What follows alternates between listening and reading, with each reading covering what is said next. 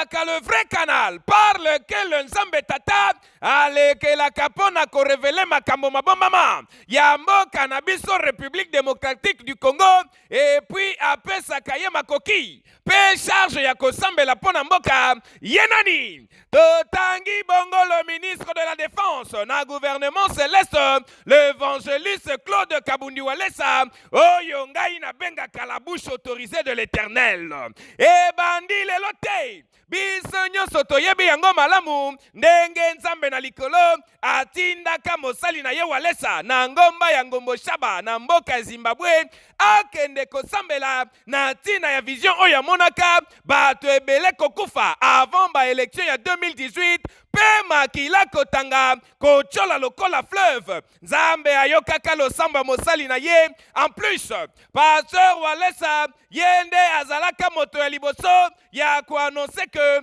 tango ekoki oyo wapi Nzambe na likolo alingi atia kimia na mboka Congo. Mbala moko arc-en-ciel ebimaka na esika azalaki kosambela ndenge moko pe arc-en-ciel wana eyaka kobima na fief ya mutu oyo abimaka mokonzi ya mboka lors ya publication ya ba resultat. Sima na yango Nzambe ayaka kofongola lisusu misu ya mosali na ye le ministre de la Défense na gouvernement céleste pona kotalisa ye que ba complot esalemi pour que na 2 ans ya pamba baboma mokonzi ya mboka. Yango ebotaka kutu makelele ebele batu balukaka bakende kobuka centre de réveil spirituel kuna na barumbu kasi esalema te. Tangu kaka la bouche autorisée de l'Éternel akenda kokutana na chef de l'État pona koloba na ye que Nzambe na likolo alobi kamata République démocratique du Congo bonza yango na maboko na Nzambe ya moko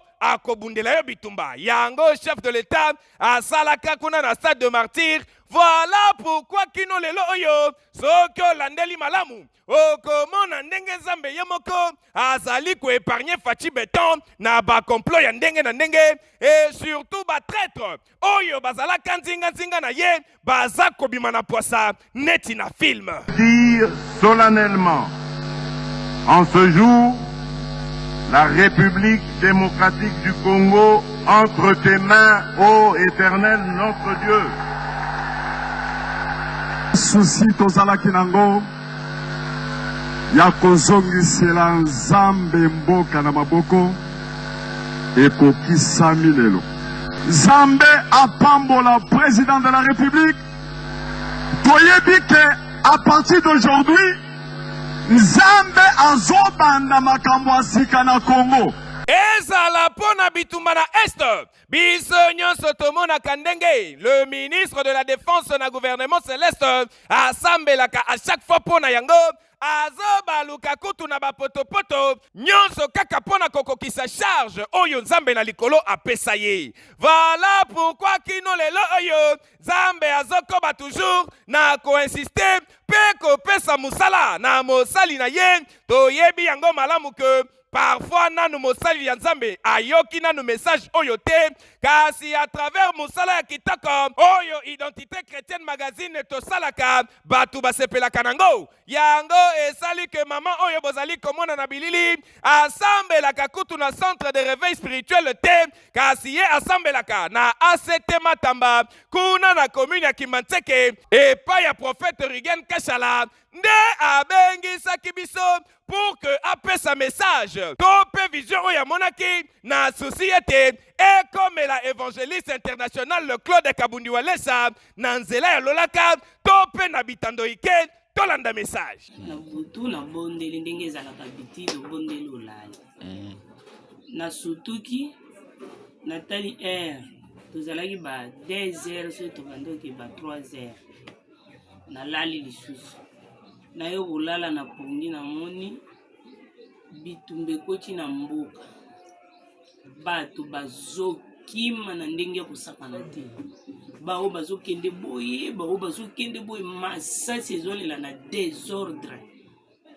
désordre sponga pe nazokima nazoloba nakimi sikobana na nga na koyeba baza wapi bakenzela nini sikona kokima wana tokomi lokola pembeni ya mai sikona zotala tokokatisa mai yo ndenge nini namoni lokwa moto asimbi nga ayebisi nga baluka na baluki na tali namoni Pasteur Walesa asimbi drapeau ya mboka azosambela azolela ma ya miso ezokita na groupe ba intercesseur nayebi nanga bilongi na bango te sikoyo nayoki moto azoyebisa nga na pongi nazoyoka kaka voix me naomona nanga moto te ayebisi nga lobi yebisa Pasteur Walesa nga nzambe nayokaka ye na losambo asalaka mpona mboka asambela nzambe makasi mpona mboka oyo bazoprepare mpona guerre esalema te epuis baluka tala natali namoni cortège ya président esali accident namoni bajipe ezolandana oyo namonaki mpenza na buto ezalaki ata 4 déclassé bato bakufi nde bayebisi nga yebisa ye asambela mpe mpona cortège wana mabongisi wana esalema te mpo soki asambeli te ekozala riske mpe mpona ye soki azwi likama ekozala trouble makasi osalema na mboka na sutuki boye na eza ndoto natali r 4 heures juste elekeli nga na nde yango wana omonaki na siko ndoto nakobetela yango nani yango nalobaki nabenga yo nayebisa yo soki mpe nakende eglize na biso nayebisa mpe pasteur na nga yango anga mpe na mituna namona ata Pasteur na nga te naki omona ka Walesa oyo ekozala ta deuxième fois moko namona na nga na négligé na nga mais oyo nalobaki te na koloba oui oyo nyonso ezali confirmé ya solo ete en tant que ministre de la Défense na gouvernement céleste évangéliste international Claude Kabundi Walesa azali mosali na Nzambe ya solo